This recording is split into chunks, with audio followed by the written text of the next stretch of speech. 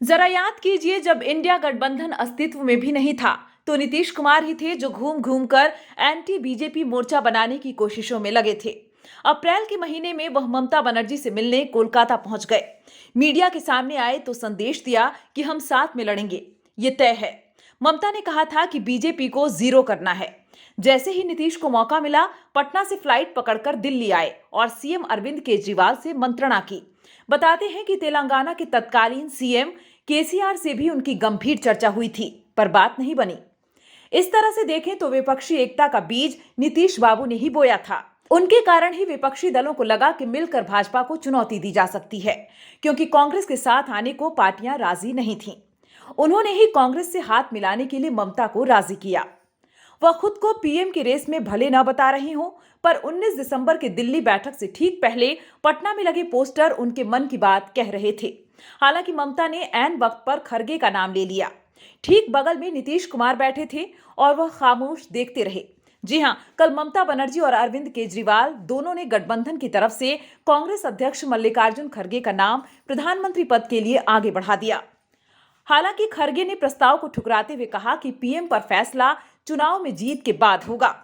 अटकलें लगाई जा रही हैं कि जनवरी मध्य तक सीट बंटवारे के साथ अगले कुछ दिनों में संयोजक के नाम पर सहमति बन सकती है।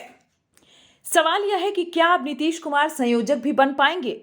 पहले शायद नीतीश कुमार सोच रहे होंगे कि पीएम कैंडिडेट भले ही न तय हो, पर वह संयोजक बने तो चुनाव बाद पीएम के लिए उनका नाम अपने आप आगे रहेगा। लेकिन उनके समर्थकों की मंशा कल धरी की धरी रह गई। उन्होंने गठबंधन रूपी माला बनाने में जिन फूलों को जोड़ने की पहल की थी, वही दूसरे के पाले में छिटक गए। अब भाजपा कटाक्ष कर रही है। यह बात खुद नीतीश कुमार को भी अखर सकती है। उन्होंने ही सबसे पहले विपक्षी गठबंधन की बैठक पटना में बुलाई थी।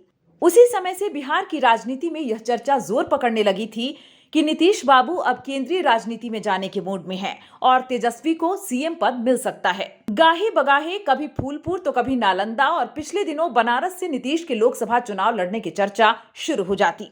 जेडीयू के कार्यकर्ता और नेता भी जोश में दिख रहे थे। नीतीश कुमार की भूमिका विपक्षी एकता में अत्यंत महत्वपूर्ण रही है। उन्होंने विपक्षी दलों को एक मंच पर लाने के लिए कड़ी मेहनत की है। उन्होंने ममता बनर्जी और अरविंद केजरीवाल जैसे नेताओं को एक साथ लाने में महत्वपूर्ण भूमिका निभाई है। नीतीश कुमार ने विपक्षी दलों को यह समझाने का प्रयास किया है कि मिलकर ही भाजपा को हराया जा सकता है। उन्होंने विपक्षी दलों को एकजुट करने के लिए कई बैठकें की हैं और कई दौरे किए हैं।